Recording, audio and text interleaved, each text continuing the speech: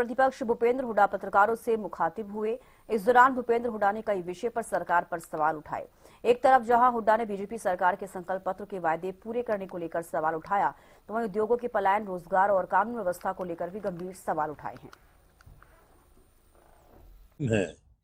अपराध है, दो किस्म का होता है, एक ऑर्गेनाइज्ड, एक अनऑर्गेनाइज्ड। अनऑर्गेनाइज्ड क्राइम होता है मालिक मकान का और किराएदार का झगड़ा हो जाए, टेनेंट का झगड़ा हो जाए, भाई भाई का झगड़ा हो जाए, कोई दुर्घटना घट जाए, एक्सीडेंट हो जाए, ये होता है अनऑर्गेनाइज्ड। ये हर टाइम होते रहते हैं। लेकिन एक होता है ऑर्गेनाइज्ड। ऑर्गेनाइज्ड क्राइम है जो गैंगस्टर करते हैं, कौन करते हैं। अभी कनाडा का वो कह रहा है कोई यहाँ बिश्नोई है, वहां बैठा, जेल में बैठा, सब ऑर्गेनाइज क्राइम चल रहा है। हरियाणा में कम से कम नहीं तो 60 ऐसे गैंग हैं जो रोटी मांगते हैं, जो मतलब और लूट करते हैं और ऑन करते हैं, फिर भी अपने किया है। ये होता है आज चरम सीमा पर है। हर व्यक्ति अपने आप में असुरक्षित है। एक सोशल प्रोग्रेसिव इंडेक्स होता है सेंटर का, गृह मंत्रालय का, उसने कहा है कि हरियाणा सबसे ज्यादा असुरक्षित प्रदेश है देश में। एक भी वायदा पूरा नहीं किया है। इन्होंने कहा था कि 2022 तक हम किसान की आमदनी दुगनी करेंगे। आज कौन सा साल है? आमदनी तो दुगनी करी नहीं, लागत कई गुना बढ़ा दी।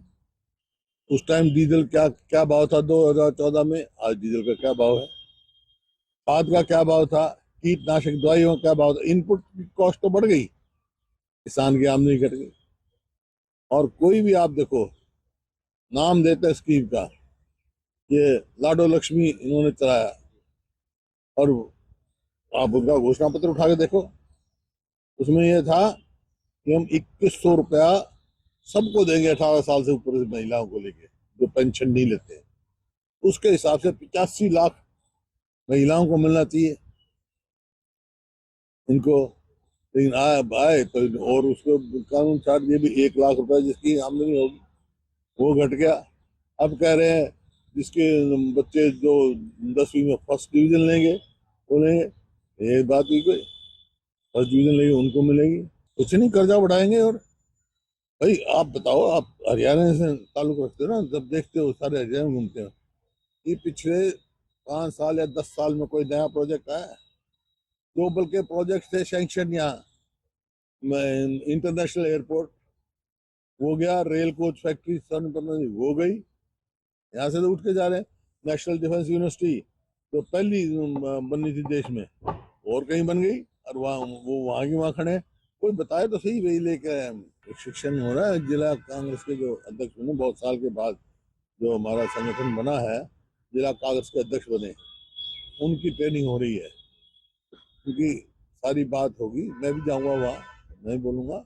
एक्सपर्ट्स बुलाए हुए हैं, वो इकोनॉमी के, और वहाँ बताएंगे, समझाएंगे। राहुल जी भी जाएंगे, खड़गे साहब भी जाएंगे, पूरा जोश भर के आएंगे। 2018 के बाद 1446 जो है उद्योग पलायन हो गए या बंद हो गए, और पिछले उसमें गिरावट आई है। इंडस्ट्रियल डेवलपमेंट में 12% गिरावट आई है हमारे। तो उस हिसाब से बेरोजगारी बढ़ती है। जैसे फरीदाबाद में, अकेले फरीदाबाद में कितने ही इंडस्ट्री बंद होगी, बेरोजगारी बढ़ती है, बेचैनी बढ़ती है। तो जो जो प्रदेश प्रति व्यक्ति आय, प्रति व्यक्ति निवेश में नंबर 1 था, आज फिसल गया। आज फिजिकल हेल्थ इंडेक्स में हम 18 में से 14वें स्थान पे हैं। बताओ, कर्जा कर्जा बढ़ रहा है। 5 लाख करोड़ से ज्यादा कर्जा आज हरियाणा पर है। जब डॉक्टर मनमोहन सिंह प्रधानमंत्री थे और अजीत सिंह जी इसके महकमे के मंत्री थे, तो हिसार, करनाल और ये चंडीगढ़ में एक उसको, उसकी जो है, उन्होंने मंजूर किया था इसके एक्सटेंशन। लेकिन अब तक कहते हैं फ्लाइट हमारी ये होगी, एरोड्रम ही है वो, एयरपोर्ट नहीं है।